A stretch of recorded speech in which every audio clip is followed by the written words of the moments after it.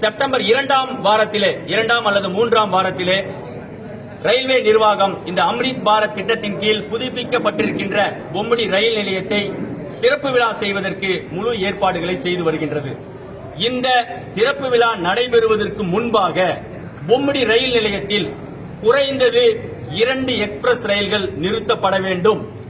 பொம்முடி மக்களினுடைய நீண்ட நாள் கோரிக்கை கோவை எக்ஸ்பிரஸ் நிறுத்தப்பட வேண்டும், திருவனந்தபுரம் எக்ஸ்பிரஸ் நிறுத்தப்பட வேண்டும், அல்லது நாகர்கோயில் எக்ஸ்பிரஸ் நிறுத்தப்பட வேண்டும், பெங்களூர் மார்க்கெட்டில் செல்லும் ஏதாவது ஒரு ரயில் நிறுத்தப்பட வேண்டும் என்பது இந்த பகுதி மக்களினுடைய நீண்ட நாள் கோரிக்கை.